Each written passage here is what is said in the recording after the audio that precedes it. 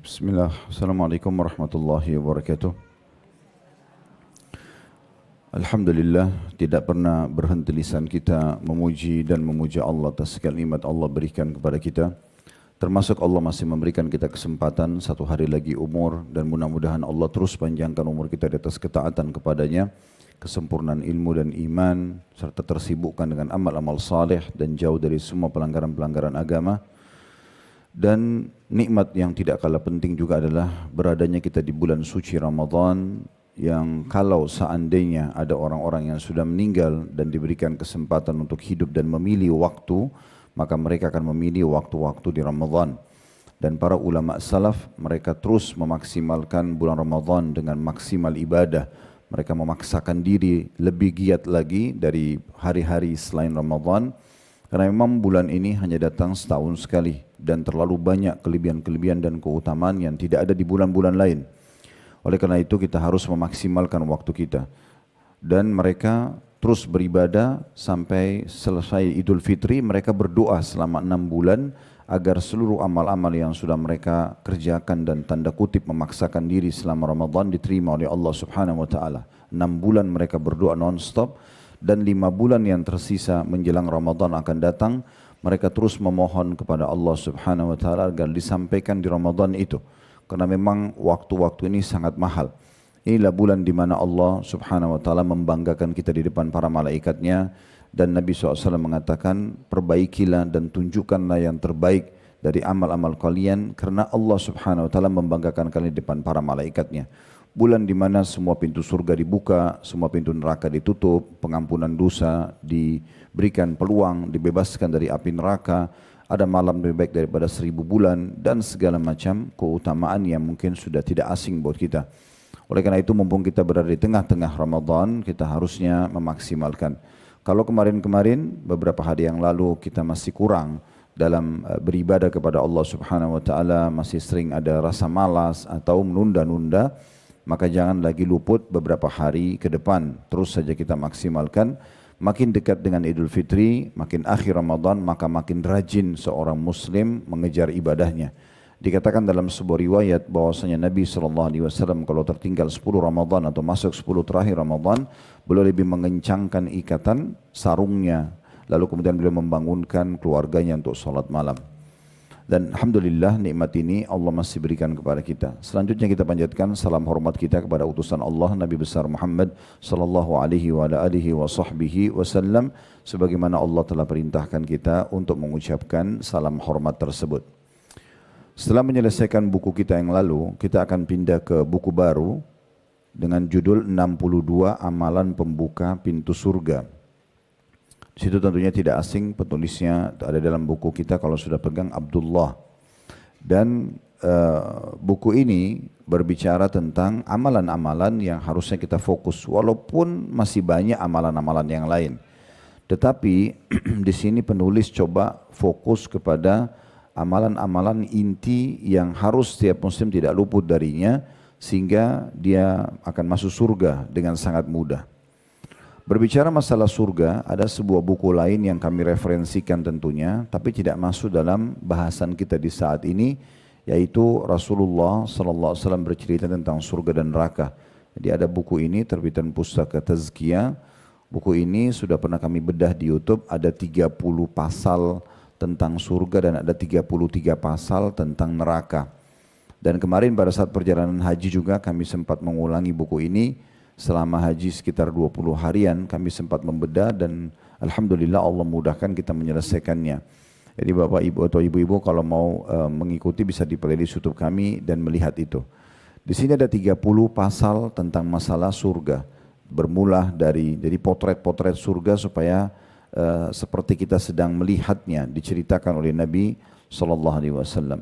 Bermula dari pintu gerbangnya, bagaimana pintu gerbang surga itu sendiri sangat besar, berisikan atau luasnya, antara satu pintu ke pintu yang tiang pintu ke tiang pintu sebelahnya 40 tahun.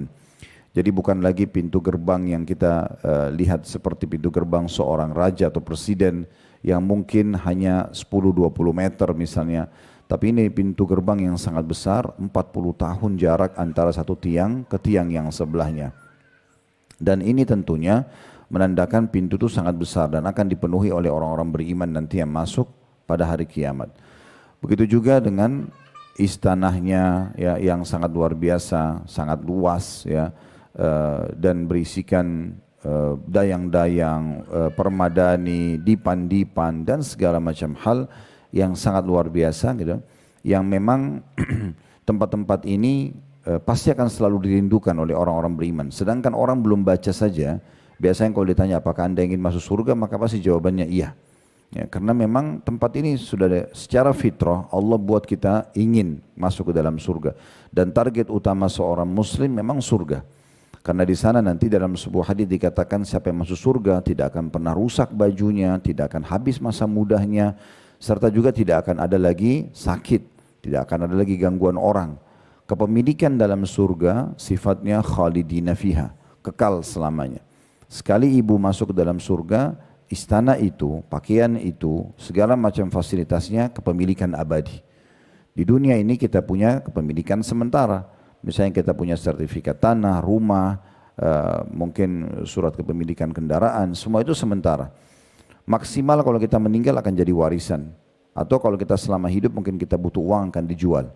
Tetapi kalau di akhirat tidak ada lagi. Selalu Allah ikutkan kata-kata surga dengan khalidina fiha, kekal selamanya di dalam surga itu. Ini semua kita titik beratkan bahasannya karena memang kita sedang membahas 62 amalan membuka pintu surga. Jadi kalau kita tidak faham, oh ternyata surga itu seperti apa, secara otomatis mungkin kita anggap biasa saja. Apa sih amalannya dan memang seberapa penting orang masuk ke dalam surga. Makanya kita berikan penjelasan. Jadi sekali lagi, sekali kita masuk ke dalam surga, maka secara otomatis kepemilikannya abadi.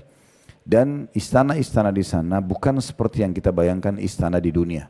Karena istana-istana seorang mukmin itu sangat besar, sangat luas.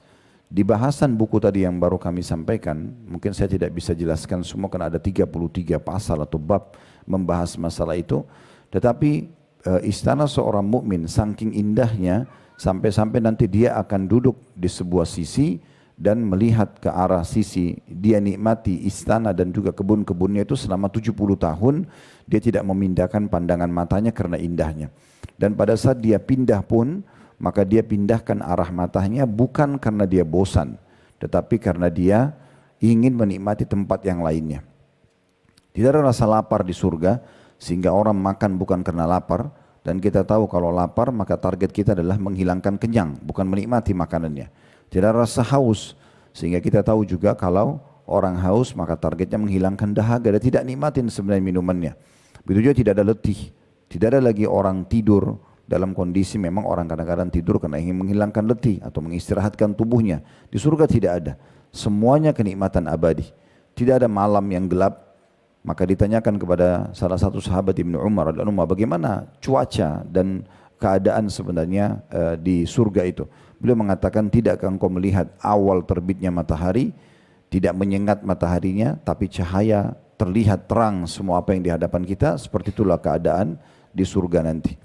Seorang mukmin yang paling rendah derajatnya di surga itu memiliki sekian banyak pelayan, dan saking sempurnanya bidadari dan bidadarahnya secara fisik, baik laki-laki maupun perempuannya, maka seseorang di antara kita akan masuk surga lalu bertemu dengan salah satu pelayannya dan dia kaget dan mengatakan, apakah engkau adalah salah satu malaikat dari malaikat-malaikat Allah? Karena begitu sempurna ciptaannya. Maka kata orang tersebut, tidak, tapi saya adalah salah satu pelayanmu.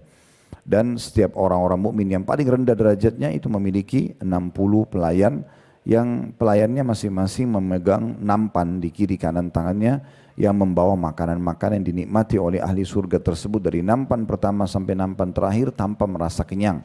Karena memang tidak ada lagi rasa kenyang dan lapar. Dan kalau ada sesuatu yang dikonsumsi ahli surga tidak dibutuhkan oleh tubuhnya, maka akan keluar dalam bentuk keringat. Jadi tidak ada lagi toilet, tidak ada WC. Dan itu memang akan begitu alaminya. Semua yang dimakan dan minum tidak dibutuhkan oleh tubuh akan keluar dalam bentuk keringat, dan itu pun lebih wangi dari bau kasturi. Dan sekian banyak keutamaan-keutamaan yang luar biasa. Permadani-permadaninya, dipan-dipannya. Kalau ibu-ibu mau lebih rinci bisa membaca dua surah yang berdekatan, surah Ar-Rahman dan surah Al-Waqi'ah. Dua surah ini sangat rinci menjelaskan tentang fasilitas surga. Ya, jadi surah Ar-Rahman dan surah Al-Waqi'ah. Mayoritas ayatnya bicara tentang surga dan juga ada penjelasan tentang siksa di neraka. Namun situ dijelaskan luar biasa bagaimana pelayan-pelayannya, bagaimana dipan-dipannya, istana-istananya, kebun-kebunnya, semuanya berisikan kenikmatan yang abadi. Dalam sebuah riwayat disebutkan, nanti akan didatangkan seseorang yang paling menderita di dunia. Artinya di dunia itu dilahir dalam keadaan miskin, susah, mungkin penuh dengan segala macam ujian, tapi dia orang beriman. Kemudian dia ibadah kepada Allah Subhanahu wa taala. Pada saat dia meninggal dunia, lalu didatangkan di hari kiamat, dicelupkan satu celupan di surga. Cuma dimasukkan lalu dikeluarkan lagi. Nah, pada saat dimasukkan dan dikeluarkan ditanya kepada dia, apakah engkau pernah merasakan penderitaan selama ini? Dia mengatakan, demi Allah tidak pernah. Semua penderitaan dunia 70-80 tahun yang dia rasakan selama di dunia, dari kurangnya makanan, sering rasa lapar, haus, mungkin dihina orang, kalau butuh sesuatu harus mungkin utang atau minta sana sini. Tapi subhanallah hilang semua, itu hanya dengan satu celupan di surga. Bagaimana dengan orang yang jadi penghuninya abadi? Dan begitu juga dengan neraka, siksaan yang sangat luar biasa. Kata Nabi SAW, akan didatangkan orang yang paling besar nikmatnya di dunia, tapi dari orang kafir, lahir di istana raja, meninggal juga sebagai raja misalnya. Semuanya serba ada, makanan, minumannya, pakaiannya, istana, transportasi dan segala macam. Dia datangkan hari kiamat, dicelupkan satu celupan di neraka lalu dikeluarkan. Maka setelah itu ditanya kepada dia, apa engkau pernah merasakan nikmat selama ini? Dia mengatakan, demi Allah tidak pernah. Hilang semuanya nikmatnya dengan satu celupan di neraka. Maka bagaimana dengan orang yang jadi penghuninya?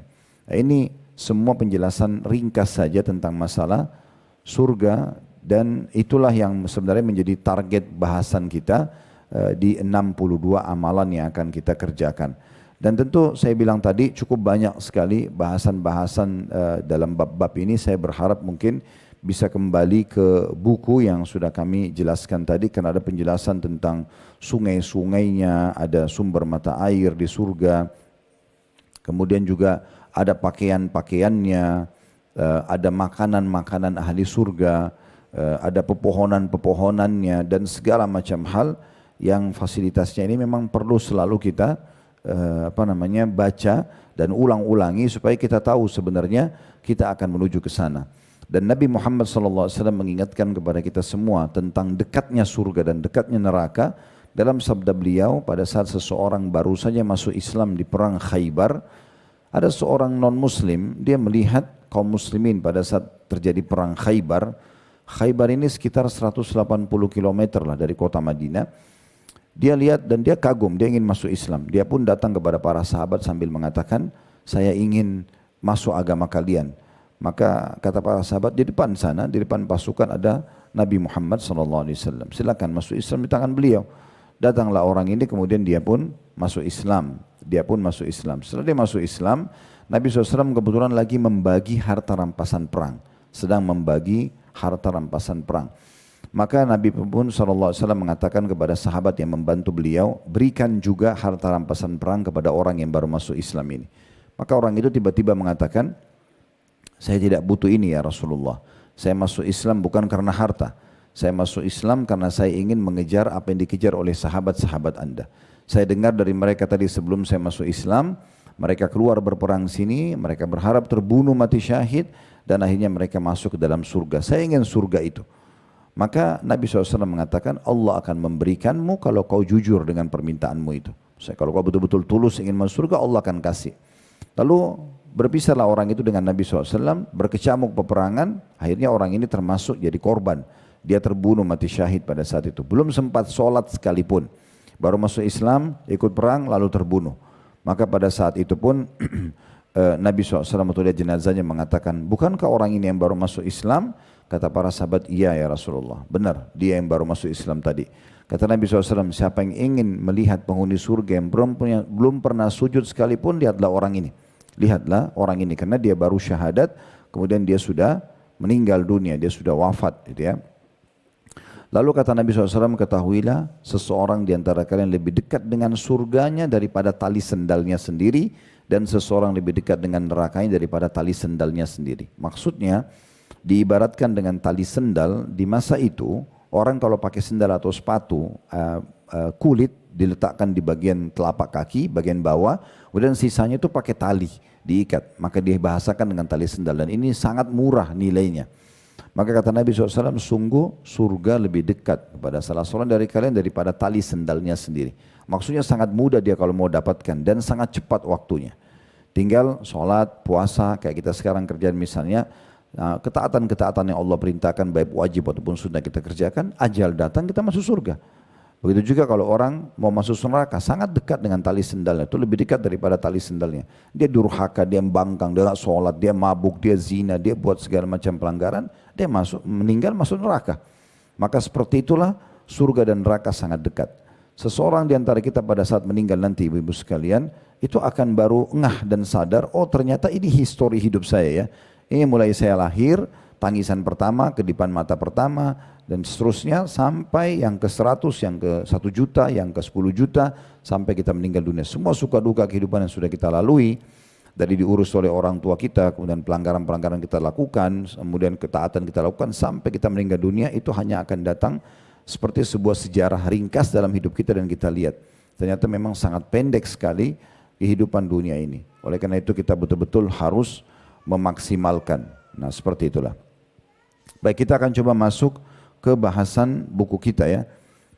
Setelah sedikit saya kasih gambaran tentang surga tadi, 62 amalan pembuka pintu surga yang tentunya ini diterbitkan oleh pustaka Imam Syafi'i dan ditulis dari Abdullah bin Ali ya. Dan seperti biasa kalau kita bedah buku, saya mengajak untuk melihat daftar isinya dulu ya. Karena memang di daftar isi itulah kita bisa mengetahui sebenarnya apa isi buku ini ya. Apa sebenarnya akan dibahas oleh penulis itu ya. Di sini dijelaskan dalam daftar isinya ada selain muqaddimah, ada sebab-sebab masuk surga. Yang pertama mengucapkan 2 kalimat syahadat dan beramal sesuai dengan tuntunan kandungannya. Nanti akan kita jelaskan masalah itu. Kemudian beriman yang kedua dan konsisten dalam melaksanakan ketaatan serta menjauhi kemaksiatan, artinya selalu taat kepada Allah. Yang ketiga mengerjakan kewajiban dalam Islam. Yang keempat menghafal Asma'ul Husna dan mengamalkannya. Yang kelima membaca Al-Quran dan mengamalkannya. Ada ayat kursi, ada Al-Mulk, ada Al-Ikhlas. Nanti ada dalil masing-masing. Salah satu penyebab kita masuk ke dalam surga. Yang keenam berzikir kepada Allah Subhanahu Wa Taala, ada kurang lebih 5 rincian di situ. Mengucapkan tasbih atau subhanallah, mengucapkan tahmid atau alhamdulillah, mengucapkan takbir atau Allahu Akbar pada setiap selesai mengerjakan solat wajib dan ketika hendak pergi tidur. Kemudian berzikir setelah wudu, yaitu mengucapkan 2 kalimat syahadat.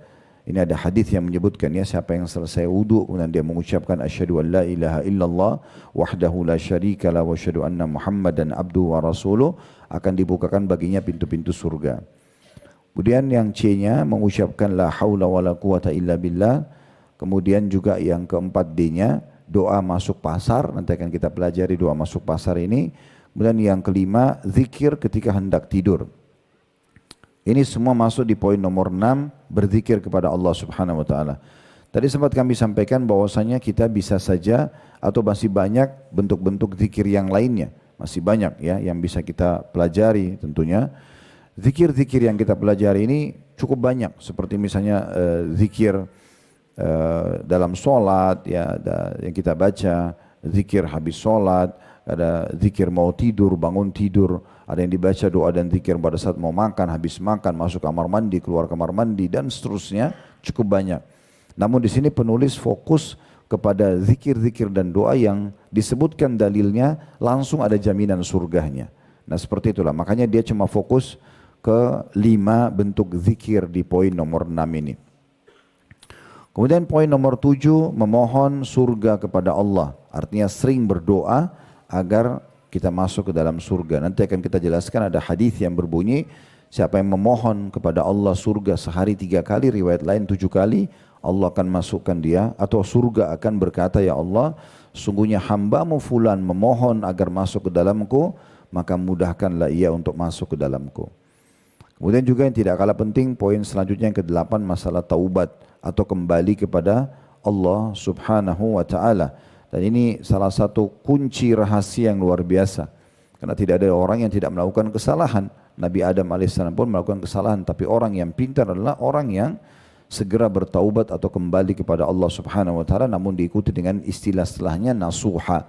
Atau betul-betul jujur karena Allah subhanahu wa ta'ala. Jujur karena Allah subhanahu wa ta'ala.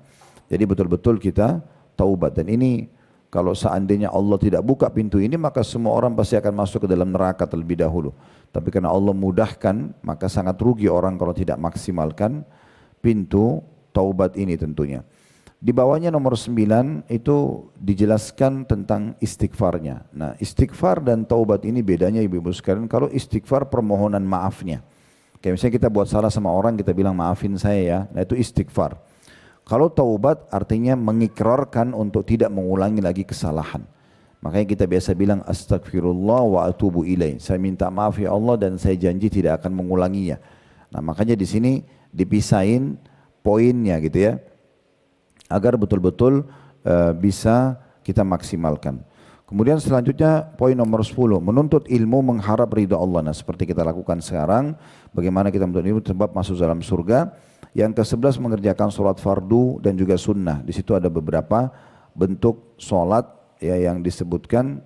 Sholat 5 waktu, sholat subuh dan asar, sholat sunnah rawatib, atau sholat yang mendampingi sholat wajib, sholat sunnah setelah wudu, sholat 2 rakaat dengan khusyuk, banyak bersujud kepada Allah dan juga sholat malam.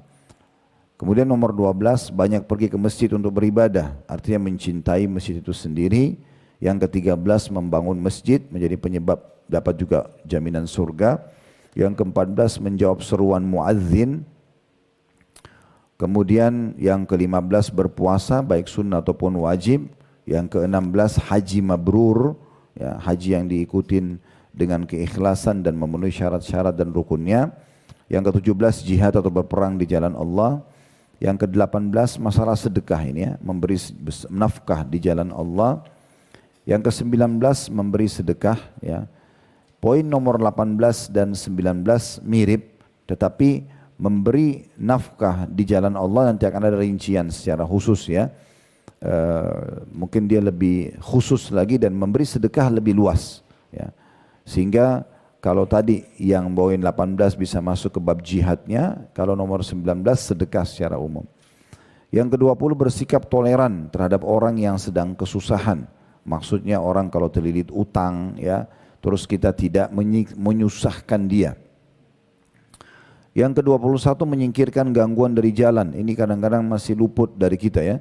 Artinya kalau ada sesuatu yang kita temukan di jalan, batu, kayu, ya ibu-ibu kalau lagi pakai kendaraan dan ada driver, Anda lihat ada batu di jalan, Anda lihat ada kayu dan segala macam. Coba berhenti sebentar, singkirkan dari jalan. Karena menyingkirkan sesuatu yang berbahaya dari jalan ini bagian daripada penyebab masuk ke dalam surga. Ya, ini luput dari banyak orang gitu. Sementara Nabi SAW mengatakan, aku diperlihatkan salah satu dari umatku, dia menikmati buah-buahannya di surga karena dia pernah menyingkirkan sesuatu yang berbahaya dari jalan. Apakah duri, paku dan segala macam gitu ya. Nah ini termasuk bagian daripada hal yang sangat penting. Kemudian selanjutnya ada yang 22 menyayangi binatang. Di sini tentunya menyayangi binatang bukan berarti harus pelihara ya, tetapi kita tidak menyakitinya, ya. Kita juga memberikan makan kalaupun ada gitu ya. Karena memelihara hewan sendiri ini ada batasan-batasannya, ada hewan yang dibolehkan, ada yang tidak dibolehkan gitu ya. Ada batasan-batasan dan memang kita juga harus hati-hati dengan hal-hal yang bisa mendatangkan penyakit mungkin ya dari kotoran hewan dan segala macam. Ini harus diperhatikan. Sehingga ada hukum sendiri, tapi menyayanginya lebih kepada memberikan perhatian. Kalau kita temukan dia haus, dia kelaparan, kita bisa memberi atau kita minimal tidak menyakitinya. Ya, nanti akan kita jelaskan dalil-dalil berhubungan dengan masalah itu. Selanjutnya 23 menyayangi anak yatim, dan yatim artinya meninggal ayahnya sebelum balik. Itu namanya yatim. Ya, berarti selain daripada ini tidak dianggap yatim. Ya, ada orang datang sudah nenek-nenek, kakek-kakek ngaku yatim, itu gak benar gitu kan. Jadi memang tolong bantu saya karena saya yatim. Nah, itu tidak ada. Yatim itu hanya anak belum balik. Dan banyak sekali keutamaannya. Kata Nabi SAW, saya dan sponsor anak yatim seperti ini di surga. Artinya sangat dekat di surga.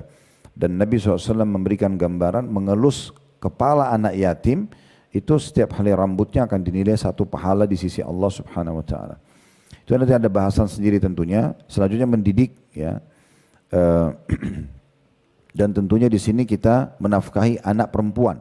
Anak laki-laki masuk dalamnya, tetapi anak perempuan secara khusus punya keutamaan karena menjaga anak perempuan beda dengan menjaga anak laki-laki ya. Kemudian yang ke-25, berakhlak yang baik. Ini mungkin akan kita bahas panjang lebar insyaAllah tentang bab akhlak. Yang ke-26, meninggalkan debat kusir, maksudnya debat yang tidak ada manfaatnya. Ya kalau memang kita sudah menyampaikan argumentasi, udah benar, tapi orang yang depan kita tetap ngotot, ya udah jangan dilayani ya. Kemudian yang ke-27, jujur dan meninggalkan dusta. Sebenarnya jujur sudah cukup, tapi ingin dikuatkan oleh penulis dengan lawannya atau rivalnya adalah dusta. Bagi seorang muslim hidupnya semua jujur. Apa adanya dia sampaikan. Dan kita akan jelaskan hadisnya. Ini adalah salah satu kunci masuk ke dalam surga. 28 menjaga lidah dan kemaluan. Ini sesuai dengan hadis Nabi SAW. Apakah kalian tahu apa yang paling banyak membawa orang masuk ke dalam neraka? Maka sahabat terdiam, kata Nabi SAW, mulut dan kemaluannya. Jadi lisannya berbicara bahasa kotor, bahasa menyakiti, menghina dan segala macam. Dan juga menghibah, memfitnah masuk dalamnya, serta juga berzina. Nah ini paling banyak membawa dalam api neraka. Artinya kalau kita menjaga kedua hal ini, maka kita akan dapat jaminan surga. Yang ke-29, meredam emosi dan menahan marah. Tentu di sini bukan berarti tidak bisa marah, tapi marah pada tempatnya. Kalau ada seseorang melakukan pelanggaran sudah diingatkan berulang-ulang tidak mau juga faham, maka boleh kita marah sebatas mengingatkan pelanggaran tersebut. Ke-30, hati yang bersih dari sifat hasad, iri. Ke-31, pujian baik orang terhadap dirinya. Ya. Artinya bagaimana kita merespon kalau ada orang yang memuji kita. Gitu ya. Ke-32, berbakti pada kedua orang tua. Ke-33, permohonan ampun dari seorang anak untuk orang tuanya. Nah ini nanti kita bagaimana mendidik anak-anak, membiasakan mereka membaca doa untuk kedua orang tua. Ke-34, menjenguk orang sakit. Ke-35, mengunjungi sesama muslim karenanya. N-nya besar kata ganti Allah ya. Kemudian ke-36, sabar atas kematian orang yang dicintai, baik anak maupun orang lainnya. Artinya tidak tidak niyaha, tidak meratap, ya, pukul-pukul diri, doain sesuatu yang buruk dalam diri kita. Nah ini yang akan kita jelaskan insyaAllah. Ke-37, sabar terhadap hal yang tidak disukai, misalnya gangguan orang dan segala macam mungkin kita tidak suka, tapi kalau kita bersabar bagian daripada penyebab masuk surga. 38, sabar atas musibah sejak pertama kali. Kemudian 39-nya bersabar atas kebutaan mata. 40, bersabar atas cobaan penyakit epilepsi. Ini semua jenis-jenis penyakitnya ya. Beberapa penyakit ini kalau ada pada seseorang dan dia bersabar menjadi penyebab dia masuk surga. Umumnya penyakit juga menjadi penyebab pembersihan dosa. Tapi saya bilang tadi yang disebutkan di sini adalah dalil yang ada dalilnya langsung disebutkan jaminan surganya. 41, ketaatan seorang istri kepada suaminya, nanti akan kita bahas panjang lebar insyaAllah. 42, tidak meminta-minta kepada manusia, maknanya mengemis di sini. Ya. Kemudian ini tentu bukan minta tolong biasa ya, tapi mengemis, selalu minta agar kebutuhannya dipenuhi padahal sebenarnya dia mampu gitu. 43, ridho, menjadikan Allah sebagai Rabb, Islam sebagai agama dan Muhammad sebagai sallallahu alaihi wasallam sebagai Nabi. 44, muadzin yang mengharapkan pahala dari Allah dan orang yang menjadi muadzin selama 12 tahun. Jadi memang ada keutamaan sendiri bagi muadzin kalau dia bertahan sampai 12 tahun dapat jaminan surga. Kemudian 45, meminjamkan hewan bersusu. Di sini memang ada hadis nanti yang menjelaskan itu ya. Hewan-hewan yang di masa dulu orang minum susu hewan langsung. Kalau dia pinjamkan hewan yang bersusu untuk dikonsumsi susunya dikasih kepada umumnya orang disedekahkan itu juga ada jaminan surga. 46, orang yang mati dibunuh secara aniaya karena mempertahankan hartanya. Jadi kalau ada perampok mau mengambil harta kita lalu kita bertahan sampai kita terbunuh, itu mati syahid. Ini termasuk pintu surga. 47, wanita yang meninggal ketika nifas. Maksudnya dari mulai melahirkan sampai selesai masa nifasnya, kalau ajalnya datang berarti dia mati syahid. 48, meninggal bukan di tanah kelahirannya. Ini nanti akan ada penjelasan sendiri di halaman 110 ya, dalil-dalilnya. Bukan sekarang kita jelaskan tapi garis besarnya saja. 49 jenazah seorang muslim yang disolatkan sebanyak 3 saf. Artinya makin banyak orang yang solati jenazah kita, maka makin ada besar peluang masuk ke dalam surga karena doa-doa mereka. Ke-50 bertakziah atau maknanya menghibur orang yang terkena musibah. Nanti kita jelaskan ini karena banyak orang salah faham dengan takziah. Mereka anggap takziah adalah seperti ziarah, maka duduk, makan, ngobrol, segala macam. Padahal sebenarnya dia datang menghibur keluarga yang sedang sedih, ya, dengan memberikan makanan, mendoakan dan menyabarkan dan tidak berlama-lama. 51 menebarkan salam, memberi makan, menyambung tali silaturahim dan melembutkan perkataan. Ini sesuai dengan hadis Nabi SAW, afsyus salam, sebarkan salam, wa atimut ta'am, berikanlah makan atau traktir orang atau berbagi. Ramadan sekarang berbagi buka puasa misalnya. Wasilul arham, lanjutkan hubungan silaturahim, dan sallu bil laili wan nasu niyam, salat pada malam hari pada saat manusia tidur. Itu ada hadis menjelaskan masalah itu. 52 mengisi saf salat yang kosong, dan termasuk bisa ibu dan bapak sekalian melangkah mengisi saf yang kosong, ya. Jadi dalam salat pun kita masih bisa melangkahkan kaki untuk mengisi saf yang kosong. Nanti akan kita jelaskan itu insyaallah. Ke-53 orang lemah dan direndahkan oleh orang lain serta orang-orang fakir dan miskin. Jadi ada mungkin orang kita lihat dari sisi ekonomi kurang, fisik dan paras wajah kurang, tapi dia orang sangat dekat dengan Allah Subhanahu wa taala. Orang-orang seperti ini justru ahli surga. Ke-54 bersih dari sifat sombong, berkhianat terhadap harta rampasan perang dan juga bebas dari utang. Ini termasuk ada jaminan surga. Kemudian selanjutnya di sini ada 66 ya. Di judulnya 62 ya. 55 bersifat malu. Ya, ini juga termasuk sifat yang harus dipertahankan tentunya. Kemudian 56 bersikap toleran dalam hal jual beli dan ketika membayar atau menagih utang. Maksudnya mempermudah, tidak mempersulit gitu ya. 57 senantiasa hidup berjamaah atau bersama dengan kaum muslimin. 58 tentang penguasa yang adil, laki-laki yang penyayang dan laki-laki yang memiliki tanggung jawab keluarga serta memelihara kehormatan dirinya, maksudnya dari perzinahan. 59 memperlakukan orang lain sebagaimana ia ingin diperlakukan oleh orang lain, maksudnya selalu aja baik sama orang karena dia juga mau dibaikin oleh orang. Ke-60 hakim yang memutuskan perkara dengan benar. 61 orang-orang yang tidak meminta untuk diruqyah, tidak mempercayai ramalan, tidak meminta diobati dengan besi panas, dan mereka hanya bertawakal kepada Rabb mereka. Ini besi panas kain bahasa Arabnya ya. Jadi biasanya ada pengobatan nabawi dulu. Kalau masa sekarang masih dipakai untuk stroke. Jadi dikagetin di badan ada besi panas. Ini ada metode sendiri tentunya. Itu dijadikan pengobatan terakhir. Kalau orang jadikan sebagai kebiasaannya sehingga tubuhnya malah luka, maka itu bisa menahan dia masuk ke dalam surga. 62 ucapan yang diridhoi oleh Allah Subhanahu wa taala. 60. Sebenarnya sampai sini harusnya ya. Kemungkinan besar kalau kita lihat 66 ini berarti di awal lembaran buku kita dia keliru tulis. Harusnya 66 amalan pembuka pintu surga ya. 63 meninggalkan pakaian mewah dengan niat tawadhu karena Allah meskipun sebenarnya ia sanggup mengenakannya. Yang 64-nya tidak menyakiti tetangganya, 65 mengkafani mayit ya. Dan yang terakhir 66 mewujudkan sifat-sifat baik tertentu. Nah, seperti itu kurang lebih gambaran daftar isinya ya.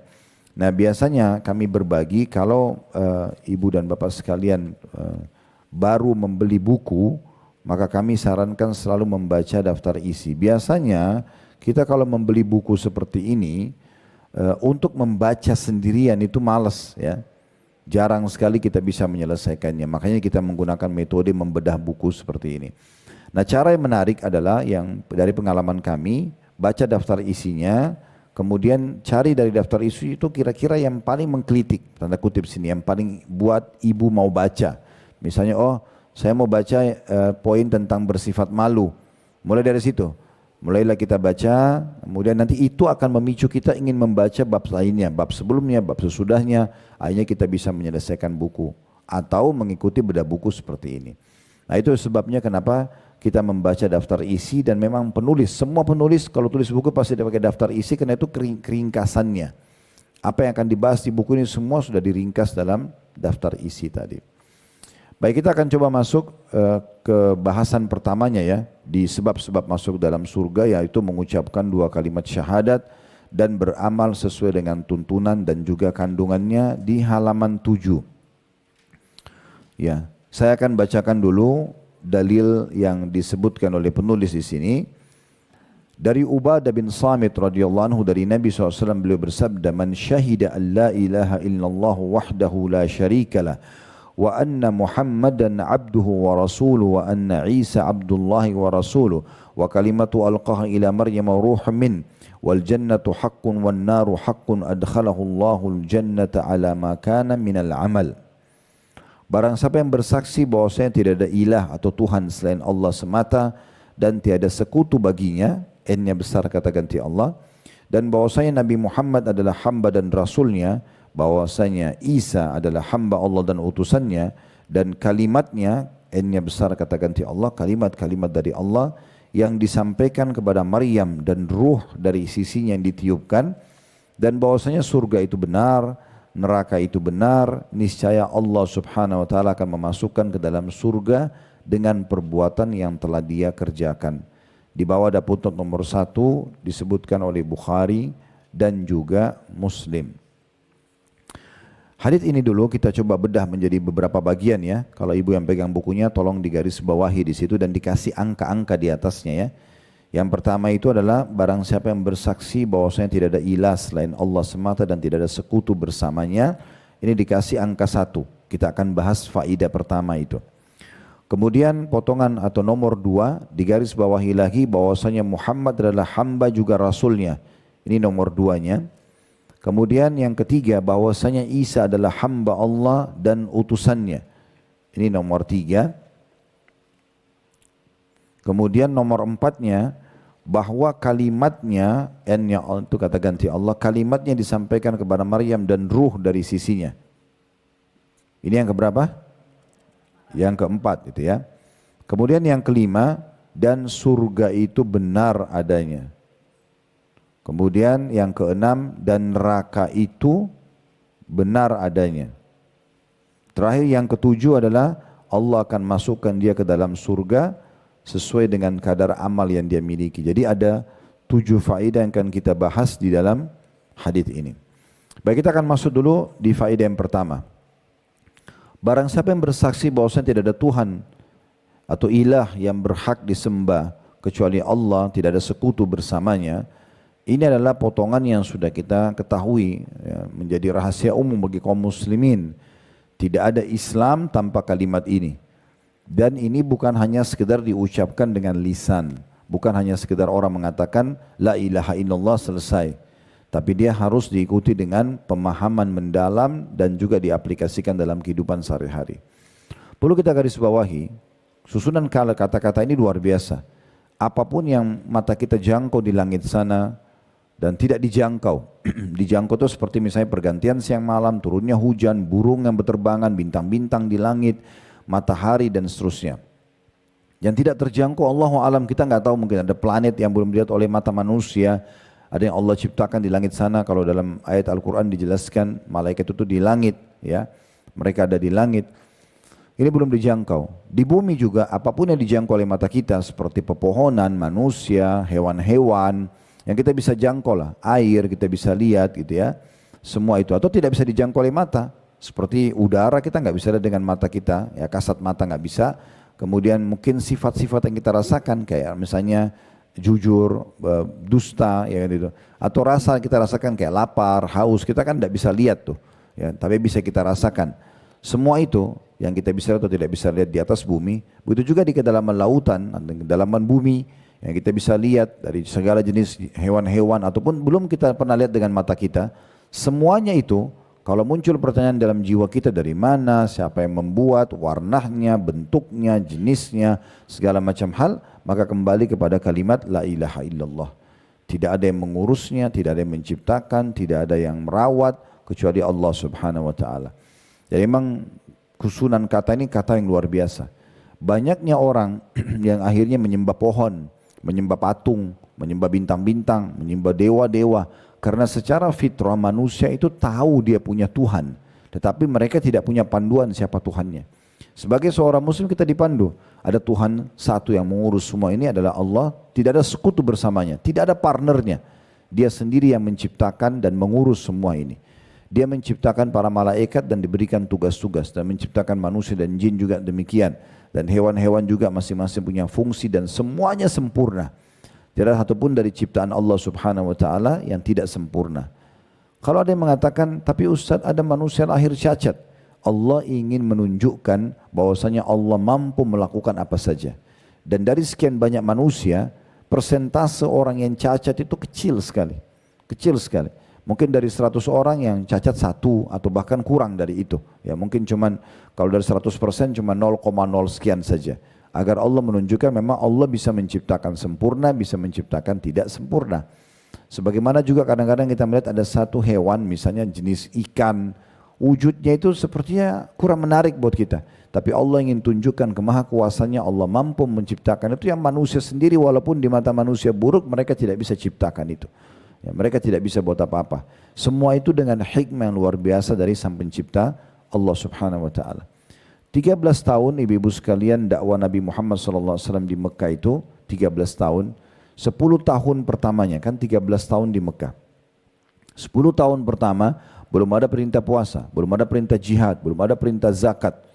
Yang ada penanaman tentang susunan kata ini. La ilaha illallah. Ini yang didakwakan oleh Nabi SAW. Penanaman kepada orang Quraisy, tidak ada Tuhan yang berhak disembah kecuali Allah. Jangan sembah berhala yang kalian pahat sendiri, kalian warnain, kalian bentuk, kalian namakan. Lalu kalau rusak kalian perbaiki, lalu kalian anggap sebagai Tuhan, itu gimana ceritanya? Maka dikenal dengan masa jahiliyah di masa itu. Jadi penanaman ini, semua nabi-nabi dakwanya la ilaha illallah. Tidak ada yang tidak keluar dari dakwah ini. Kalau kita lihat dalam surah Al-Anbiya, dalam surah-surah yang lain seperti ada surah Al-Furqan, ada surah An-Naml, umumnya di situ diceritakan beberapa nabi-nabi yang memang mereka semua dakwanya sama. Mereka menyampaikan tentang la ilaha illallah. Karena kita kalau sudah faham betul-betul mendalami kata-kata ini, kita tidak akan pernah bergantung, tidak akan pernah merengek lah, kita manja dan segala macam kecuali kepada Allah Subhanahu wa taala. Karena kalau kita sedang mendapatkan nikmat yang ciptakan kita Allah, yang ciptakan juga semua nikmat itu Allah, yang bisa pertahankan hanya Allah. Kalau kita sedang mendapatkan cobaan yang ciptakan kita Allah, yang ciptakan cobaan itu Allah, yang bisa memberikan jalan keluar hanya Allah. Nah itu makna ini. Kalau ibu sudah faham ini, siapapun yang bersaksi, artinya meyakini dalam hatinya bahwasanya tidak ada Tuhan yang berhak disembah kecuali Allah, maka dia tidak perlu bergantung, tidak perlu merengek, mohon, ya apa saja manja kecuali pada Tuhannya Allah Subhanahu wa taala, dan tidak pernah menyekutukan Allah, pergi dukun, minta-minta bantuan pada jin, pakai jimat, tidak ada semua itu. Maka ini berarti sudah masuk di syarat yang pertama untuk masuk ke dalam surga. Yang kedua tadi, dan Muhammad adalah utusan Allah. Artinya di sini bukan hanya ucapan, tetapi bagaimana kita mempelajari tentang hidup beliau. Kita pelajari semuanya, dari mulai lahir sampai beliau meninggal, bagaimana kehidupan beliau, kemudian apa saja yang beliau ajarkan, apa saja yang beliau contohkan, apa saja yang beliau larang. Semua ini kita sibuk kehidupan kita dalam keseharian dengan sunnah-sunnah Nabi SAW. Apakah itu perintah mengerjakan ataupun larangan meninggalkan. Nah itu baru memberikan kesaksian bahwasanya Muhammad Rasulullah. Tapi kalau orang mengatakan, kan muslim, iya saya muslim. Coba syahadat syahadu la ilaha illallah wa syahadu Muhammad Rasulullah. Sudah selesai. Tapi dalam kehidupannya tidak ada menjalankan perintah-perintah Allah dan Rasulnya. Maka ini syahadatnya perlu dipertimbangkan, ya. Perlu ditanyakan lagi, benar enggak orang ini? Makanya orang-orang munafik di masa Nabi Muhammad SAW bedanya dengan orang beriman di situ, ibu-ibu sekalian, ya. Perbedaan dasarnya adalah kalau orang-orang mukmin yang tulus dari hatinya, mereka sibuk dari detik-detik hidup atau pada detik-detik hidupnya itu semua dari sunnah ke sunnah yang lain, atau dari perintah agama kepada perintah agama yang lainnya. Sementara orang munafik memilih-milih saja. Mana yang mereka dipuji oleh manusia, mana yang mereka rasa perlu, ada masalah dunianya baru mereka kerjakan. Kemudian yang ketiga, tentu di sini wa anna Muhammad Rasulullah ini, kalau ibu sudah yakin dengan itu, ibu ikutin ajaran beliau, ibu selalu merindukan beliau, menjadikan beliau sebagai idola. Bahkan kita dianjurkan mencintai Nabi melebihi diri kita sendiri. Bukan cuma pasangan hidup, bukan cuma anak, bukan cuma orang tua. Diri kita sendiri tetap harus kita lebih cintai Nabi Muhammad SAW. Sehingga kita mendahulukan semua perintahnya. Sekarang kita misalnya ngantuk malam, tapi Nabi perintahkan sholat malam. Orang kalau sudah benar cintanya terhadap Nabi, mereka akan bangun sholat malam. Mereka tidak peduli dengan ngantuknya. Nah seperti itulah ya. Makanya Umar bin Khattab mengatakan, ya Rasulullah, saya mencintai Anda dari semuanya. Istri, anak, orang tua, harta, semua pokoknya saya, kecuali diri saya sendiri. Saya masih lebih cinta diri saya.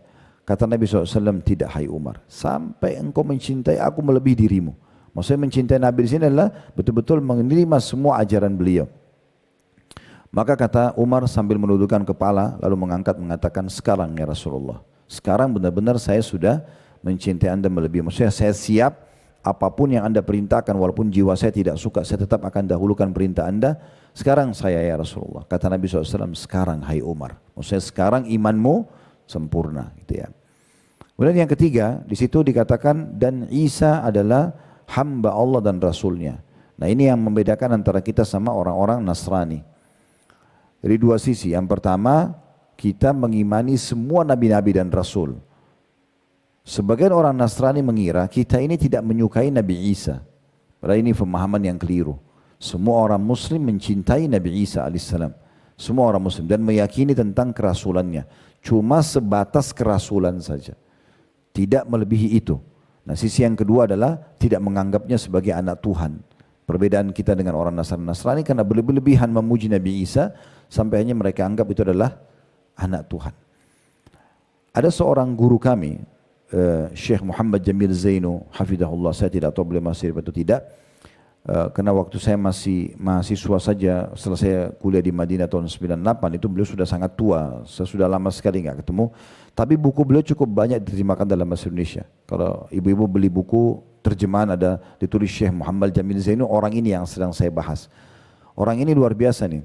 Waktu itu ya tahun 99 kalau tidak salah saya selesai kuliah, saya kembali Indonesia lalu saya sempat umroh sekali lagi waktu itu.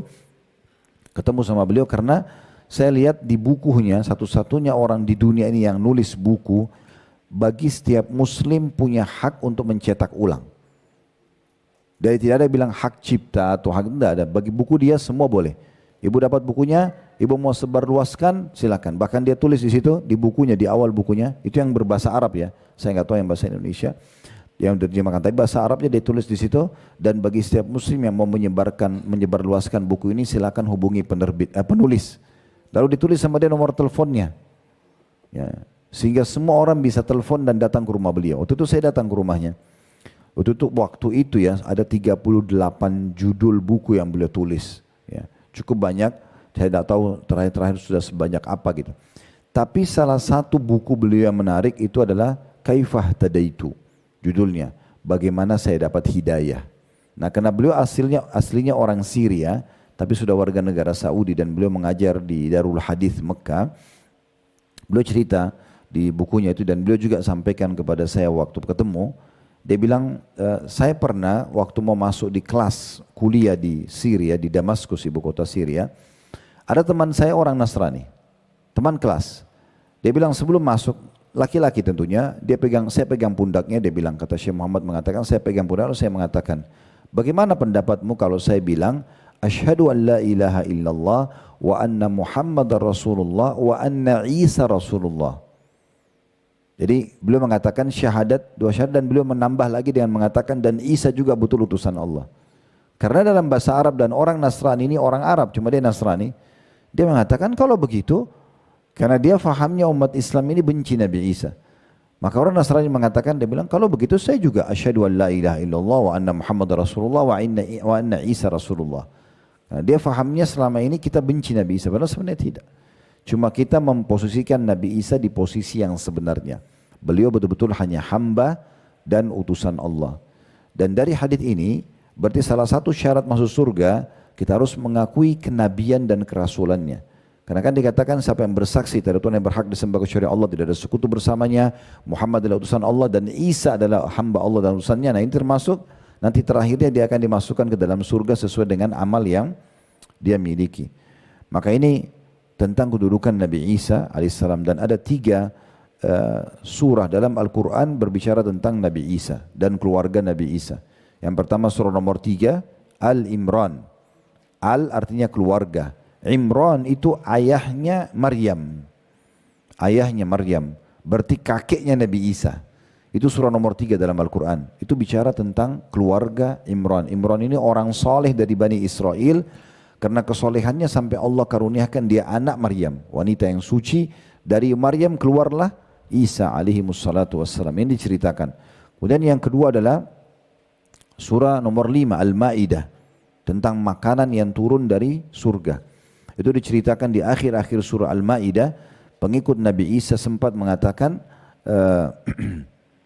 wahai Isa putra Maryam, bisa enggak kamu minta kepada Tuhanmu untuk menurunkan buat kami makanan dari surga? Maka kata Nabi Isa, bertakwalah sama Allah, maksudnya jangan minta yang aneh-aneh. Tapi mereka bilang, supaya hati kami tenang, supaya iman kami lebih kuat. Maka Nabi Isa pun berdoa dan Allah turunkan waktu itu makanan dari surga. Tentu kalau ibu-ibu melihat tafsir surah Al-Maidah surah nomor 5 di ayat-ayat terakhirnya, itu digambarkan tentang beberapa riwayat jenis makanan yang diturunkan. Tapi riwayat yang paling kuat itu adalah nampan dari surga yang sangat besar, berisikan ikan dan banyak makanan, sehingga mereka Bani Israel waktu itu pengikut Nabi Isa sempat makan beberapa waktu. Tidak habis-habis makanan itu karena banyaknya, dan tidak rusak juga karena makanan dari surga gitu ya. Nah seperti itu dijelaskan dalam surah Al-Maidah. Yang ketiga tentang ibunya Nabi Isa, Maryam, surah nomor 19 dalam Al-Quran, menceritakan tentang bagaimana prosesi keajaiban yang terjadi. Karena Maryam betul-betul seperti di faedah nomor 4 di situ ya, yang dikatakan bahwasanya kalimat Allah betul-betul disampaikan kepada Maryam dan ruh ditiupkan dari sisinya. Ya kan? Ini faedah keempat, langsung kita ambil dari hadis. Dalam surah Maryam digambarkan bagaimana Allah datangkan Jibril alaihissalam bicara dengan Maryam, hai Maryam, engkau akan diberikan keturunan oleh Allah gitu kan, sampai Maryam masih diskusi sama malaikat Jibril mengatakan, bagaimana bisa aku memiliki anak sementara aku belum pernah disentuh laki-laki gitu kan. Maka Jibril mengatakan itu sudah keputusan Allah, lalu ditiupkan ruh dari sisi Allah Subhanahu wa taala. Ya, sehingga hamillah Maryam tanpa ada laki-laki atau ada tetes sperma pun di rahimnya. Dan ini mustahil terjadi dalam kehidupan manusia. Allah Subhanahu wa taala, ibu-ibu sekalian, memberikan setiap nabi mukjizat sesuai dengan keadaan kaumnya di masa itu. Di masa Nabi Musa misalnya, yang sangat terkenal adalah sihir. Sihir, mereka suka bermain sihir. Maka di masa Nabi Musa, Allah datangkan mukjizat Nabi Musa di masa itu, di masanya Fir'aun.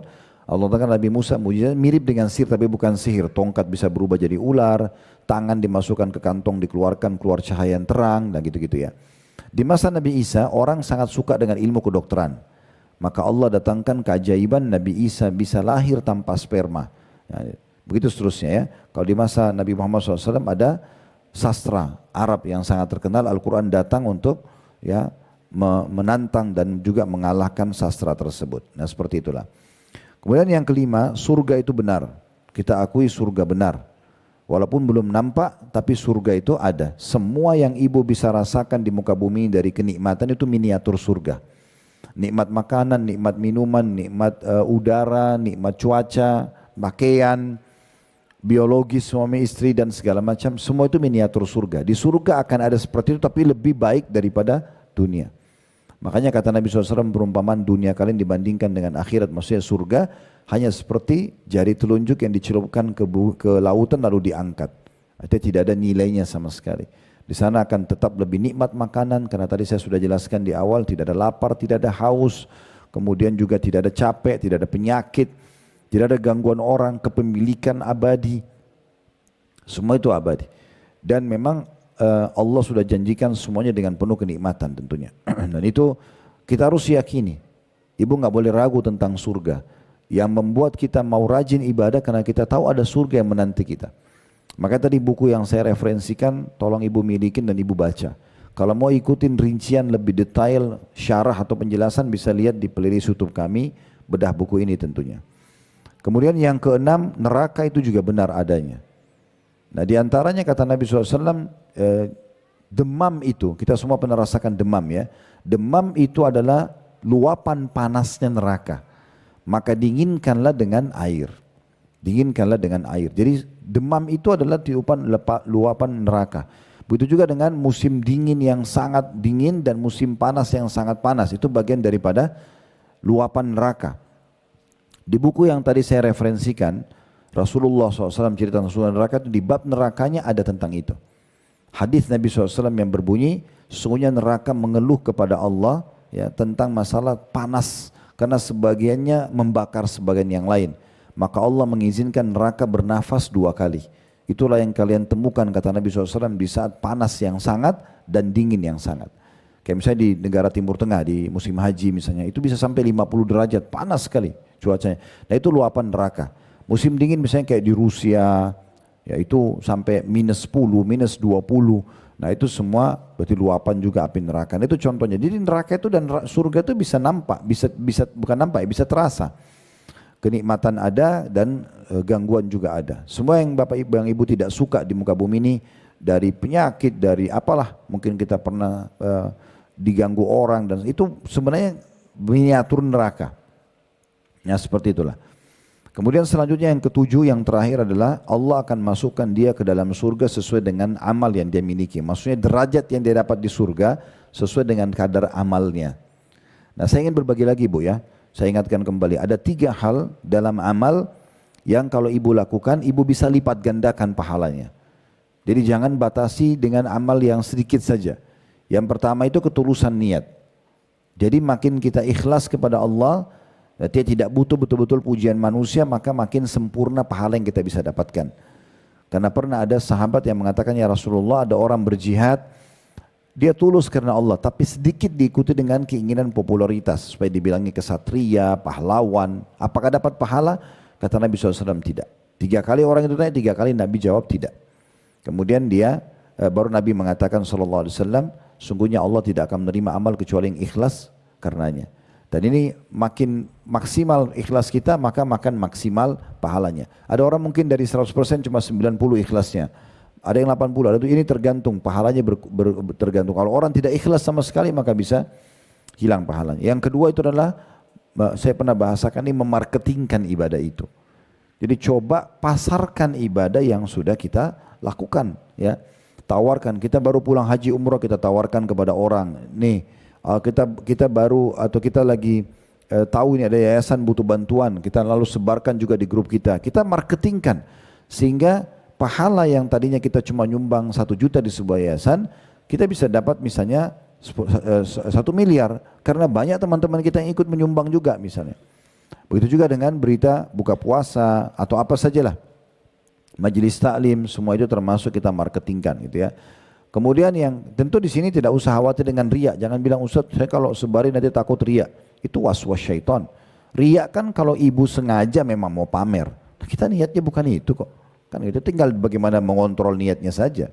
Kemudian yang ketiga adalah bagaimana kita mengemas ibadah itu. Ya, sering saya bahasakan ini, kemas ibadah itu. Beda pahalanya kalau ibu sholat malam sudah nyiapin mau kena yang paling bersih, ibu bubui parfum, sejadahnya juga bersih, ibu pilih surah-surah yang ibu mau baca, atau ibu mandi dulu sebelum sholat malam, itu kan kemasan. Beda dengan orang yang kebetulan bangun, lalu dia sholat saja. Beda kemasannya orang yang mau sedekah, dia siapin uang 100 ribu yang baru, dengan orang kebetulan ada orang miskin, dan dia cari mana orang miskin dia kasih.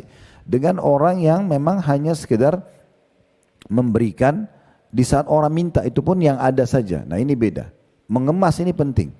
Memberikan nanti buka puasa beda kalau hanya sekedar sisa dengan kita berikan makanan maksimal. Ya, contohnya seperti itulah.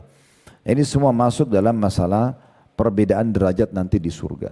Perbedaan derajat di surga. Baik, kita akan baca sekarang dalil yang kedua, masih di bahasan kita ya yang sekarang ini. Yaitu hadits Abi Dzar radhiyallahu anhu yang menuturkan bahwa Rasulullah SAW bersabda, "Ma min 'abdin qala la ilaha illallah thumma mata 'ala dzalika illa dakhala al-jannah." Qultu wa in zana wa in sarak? Qala wa in zana wa in sarak. Qultu wa in zana wa in sarak? Qala wa in zana wa in sarak. Thalathan. Thumma qala fi ar-rabi'ah wa in zana wa in saraka 'ala ragmi anfi Abi Dzar.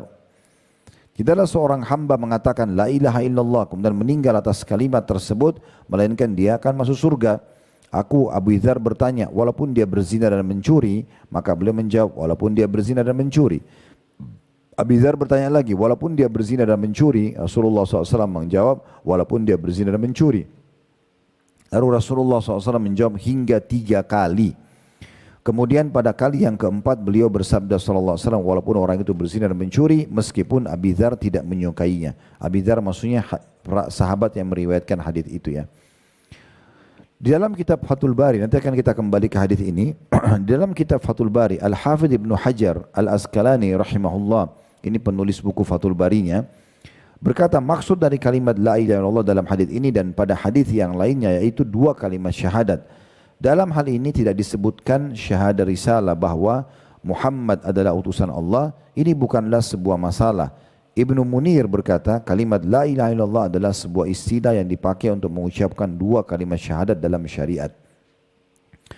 Hadits ini memberikan pelajaran kepada kita. Yang pertama tentunya tentang kedudukan la ilaha illallah itu sendiri. Artinya ibu-ibu sekalian, kalau Anda tulus mengucapkan kalimat ini dan Anda mengamalkan sebagaimana tadi panjang lebar kita jelaskan, Anda hanya bergantung kepada Allah, hanya kalau Allah diberikan nikmat kita bersyukur, Allah berikan ujian kita bisa menerima dan sabar. Semua itu kita yakin Allah akan selalu bersama kita. Kehidupan dunia ini sebentar kita akan laluin. Semua itu tentu saja akan membuat seseorang dijamin masuk surga. Makna daripada kalimat Abi Dzar bertanya, ya Rasulullah, kalau orang meninggal dalam keadaan la ilaha illallah Muhammad Rasulullah, Muslim, masuk surga walaupun dia meninggal sempat berzina dan mencuri? Nabi mengatakan iya. 2 kali, 3 kali, terus saja Nabi mengatakan iya. Kemudian yang keempatnya kata Nabi SAW, iya, dia akan masuk surga walaupun Abi Dzar tidak suka. Maksudnya sahabat yang sedang bertanya. Karena Abi Dzar ini ulang-ulangi terus. Seakan-akan Abi Dzar ingin mengatakan, masa sih ya Rasulullah pernah zina, pernah mencuri tetap masuk surga? Nah gitu ya. Tapi Nabi mengatakan iya, dia akan masuk surga. Karena kedudukan 2 kalimat syahadat. Di sini perlu kita ambil faedah yang kedua. Jadi faedah yang pertama kedudukan la ilaha illallah. Faedah yang kedua, yang dimaksud di sini dia akan masuk surga, artinya dia akan ditimbang amalnya dulu di hari kiamat nanti. Kalau amal buruknya lebih berat daripada amal baiknya, dia akan masuk neraka, dibersihkan dosanya baru nanti masuk surga. Ya. Bukan berarti kalau dia mencuri, dia berzina tidak dihukum, enggak. Dia akan ada hukuman. Tapi ujung-ujungnya semua muslim pasti masuk surga. Walaupun ada dosa yang dia lakukan gitu ya. Ini dikenal dengan istilah dalam hadis usatul mu'minin, orang mukmin yang bermaksiat. Tapi tentu dia rugi, ya ibu-ibu sekalian ya. Dia rugi karena kalau dia harus masuk neraka dulu, walaupun cuma sehari atau 2 hari, ini berat. Ini bukan perbuatan yang ringan, ini berat. Maka tetap saja lebih aman seseorang langsung masuk surga tanpa hisab, gitu kan? Tanpa harus melalui neraka.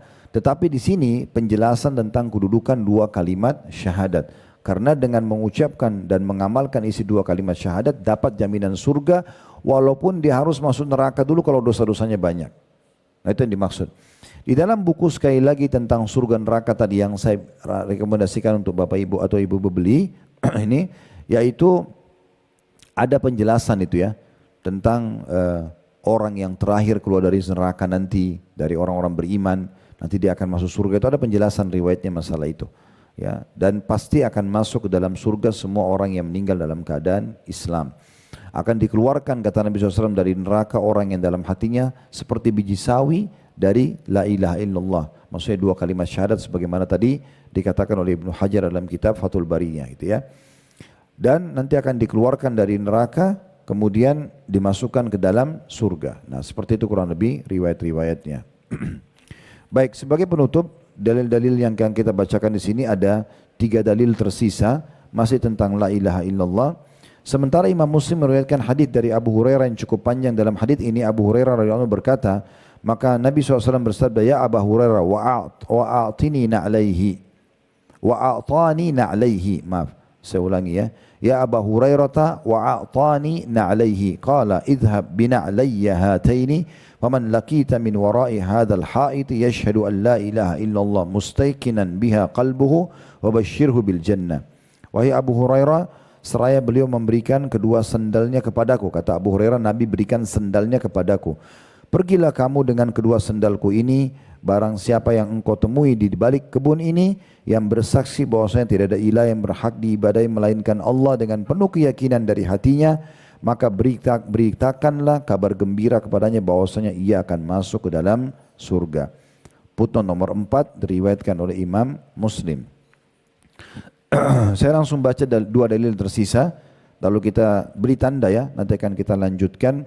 Insya Allah pertemuan akan datang di poin nomor 2-nya dari 66 sebab terbukanya pintu surga ini ya.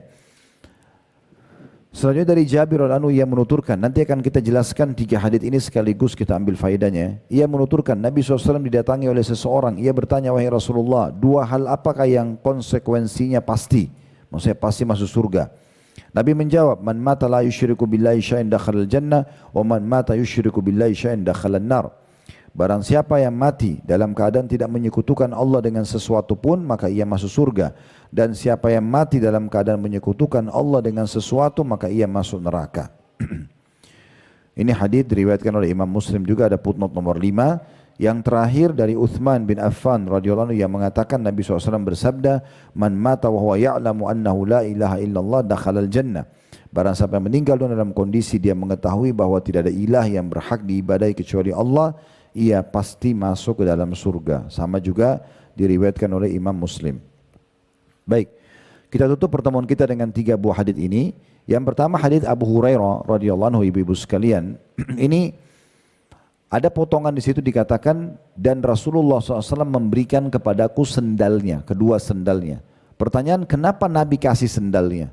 Dan itu, karena Nabi SAW ingin memberikan bukti bahwasanya berita yang Abu Hurairah bawa kepada semua muslim itu ini dari Nabi.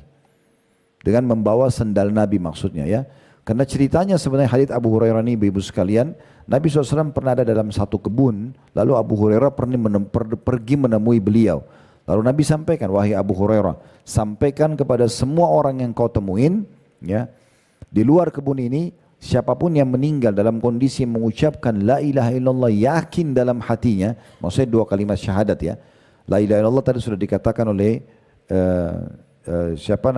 Ibnu Munir ya, dan juga Al-Hafidh Ibnu Hajar dalam Fathul Barinya, kalau ini adalah 2 kalimat syahadat. Kalau kita bilang la ilaha illallah berarti masuk dalamnya 2 kalimat syahadat, maksudnya wa anna Muhammadar Rasulullah juga sama gitu ya. Maka di sini Abu Hurairah sempat bimbang nih, maksudnya bimbangnya sini, nanti kalau saya sampaikan orang percaya enggak nih? Karena Nabi bilang, sampaikan semua orang yang kau temuin, kalau yang mengucapkan ini dan yakin dalam hati dia pasti masuk surga. Maka Nabi SAW memberikan kedua sendalnya, bawa sendal saya. Sendal Nabi itu semua orang Madinah waktu itu tahu. Ya. Maka sebagai bukti kalau ini adalah ya, berita dari Nabi alaihi salatu wassalam. Ini pelajaran yang bisa diambil dari riwayat Abu Hurairah radhiyallahu anhu. Sementara riwayat yang kedua adalah tentang keutamaan orang yang menjaga ketauhidan atau memurnikan la ilaha illallah tanpa syirik sama sekali. Syirik ini ibu-ibu sekalian seperti dia partnerkan Allah dengan makhluknya. Ya, seperti dia banyak orang gitu ya, pada dalam sholatnya dia bilang iyyaka na'budu wa iyyaka nasta'in, hanya kepadamu kami menyembah, hanya kepadamu kami minta tolong. Habis salam pergi kuburan minta-minta sama jenazah yang ada di kuburan. Sekarang mana komitmen anda mengatakan hanya kepadamu ya Allah, hanya kepadamu, sementara masih minta-minta pada jenazah? Atau dia masih pergi dukun, dia masih meletakkan sesuatu di rumahnya untuk suaminya sayang, untuk istrinya, atau supaya rumahnya tidak diganggu oleh pencuri dengan segala macam lah yang biasa disilakan dengan raja-raja atau apa saja yang ditanam di rumah ya, dari buhul-buhul, semua ini tidak benar. Berarti dia memang syirik kepada Allah SWT, menyekutukan Allah SWT. Orang mukmin betul-betul bertawakal kepada Allah Subhanahu Wa Taala. Sahabat ini datang dan mengatakan, ya Rasulullah, coba berikan saya gambaran 2 hal yang pasti. Kata Nabi SAW, yang meninggal tidak syirik, murni tauhidnya la ilaha illallah, tidak dicampur baur, maka masuk surga. Yang syirik maka masuk neraka. Nah, berarti di sini murninya harusnya menjaga kemurnian tersebut. Jadi ibu jangan sembarangan dikasih sama orang tulisan dalam bahasa Arab main diterima, ya kemudian dianggap itu bisa betul-betul jadi jimat, ya ditaruh di pintu rumah, ditaruh di segala macam. Ini semua tidak benar. Ya harus hati-hati sekali. Tidak pernah Nabi Muhammad SAW di masa itu menulis sesuatu lalu menyuruh sahabat tempel di badan atau tempel di bajunya atau tempel di untahnya kalau kita transportasi, ini nggak pernah. Jadi harus hati-hati ya. Saya pernah ngisi pengajian di Kemang waktu itu, ada menjelaskan masalah sihir dan buhul. Ada satu ibu keluar di pengajian kejar saya mengatakan, Ustaz, kalau ini bagaimana? Rupanya dia ada satu seperti map kecil, dompet kecil gitu warna biru. Di dalamnya itu ada fotokopian, dilipat-lipat. Rupanya dia waktu sudah menikah, itu dia pergi ke satu orang, lalu diberikan itu. Dengan alasan ini akan melanggengkan rumah tangganya gitu ya. Terus dilihatkan pada saya buka. Begitu saya lihat saya sudah tahu ini yang dimaksud dengan buhul ya. Kadang-kadang orang tidak paham karena kita nggak ngerti bahasa Arab, maka kita anggap oh yang penting bahasa Arab main disimpan aja. Itu nggak benar. Dalamnya itu huruf hijaiyah dibolak-balik, kotak-kotak, gambar pedang dan segala macam gitu ya. Nah ini semua ini harus hati-hati, tidak ada hubungannya sama sekali. Mau suami istri saling mencintai sederhana, manusiawi, alam manusia. Nggak usah lintas alam ke jin, ke segala macam gitu ya. Kayak bawa foto ke dukun, apa itu nggak perlu. Kita baik dengan pasangan, jalankan tugas dengan baik, berikan hak dia, cintai dengan tulus, selesai. Pasti akan responnya sama kan gitu. Jadi tidak perlu melakukan hal-hal yang syirik kepada Allah SWT ini. Setelah saya buka, saya jelaskan, Bu ini coba ibu lihat. Begini dan begitu. Ini isinya juga susah dibaca karena kadang-kadang bahasa Indonesia tapi diarabkan. Nah seperti itu ya. Saya juga pernah mampir di satu restoran Timur Tengah di Puncak waktu itu pas pulang dari satu acara, mampir makan, terus saya lihat di dindingnya itu ada bingkai ditutup sama kain hitam. Habis itu saya tanya pemilik, kebetulan saya kenal pemiliknya, ini apa Pak? Oh ada yang kasih di sini, katanya supaya laris restorannya gitu ya. Terus saya bilang coba turunin Pak. Oh tapi salah satu syaratnya nggak boleh dibuka katanya. Ya nggak boleh dibuka waktu itu. Maka diturunkan lah. Saya bilang saya jamin nggak ada masalah dibuka. Terus saya bacakan ini loh Pak isinya, gitu kan. Yang begini-begini nggak perlu. Bapak jaga kualitas makanannya. Ya, Bapak jujur ya. Modalnya halal insya Allah laku. Bapak kuatkan dengan sedekah maka aman. Lalu diapakan Ustaz? Musnahkan saja. Dia sempat takut untuk musnahkan. Saya bilang sini saya bawa. Di belakang ada arang bakaran satenya dia saya bakar. Nih tidak ada masalah. Kan itu. Ya, karena semua tidak benar, tidak ada ya. Jadi jangan sampai seperti itu perlu diluruskan. Di rumah kakak kandung saya juga di Makassar pernah begitu, beliau tidak tahu soalnya. Saya pas lagi waktu itu menyelesaikan S2 di Makassar, kemudian saya mampir habis asar di rumah beliau, lagi nunggu kelas, bentar lagi, karena kebetulan rumah beliau dekat dengan kampus kami. Terus saya duduk, tidak sengaja Allah perlihatkan di atas pintu rumahnya itu ada kertas, dulunya di lakban, tapi lepas gitu ya. Terus saya lihat sudah warna kuning kertas itu, rupanya dari pertama pindah, dikasih sama orang, taruh supaya rumahnya nggak masuk pencuri lah, apalah segala macam. Kertas-kertas gitu. Terus kemudian saya buka, saya tahu nih isinya seperti apa. Kemudian saya sampaikan ini loh isinya itu begini, dan ini tidak pernah ada ajaran dalam agama, gitu kan. Ini poin harus ditinggalkan. Maka alhamdulillah sempat kami musnahkan. Makanya jangan hanya karena bahasa Arab lalu kemudian main percaya saja gitu ya. Jadi nggak perlu semua hal-hal yang seperti itu. Nah, itu diantaranya. Kemudian yang hadis terakhir tadi tentang masalah siapa yang mengetahui, maksudnya mempelajari, ya Bu ya. Hadis terakhir itu ya.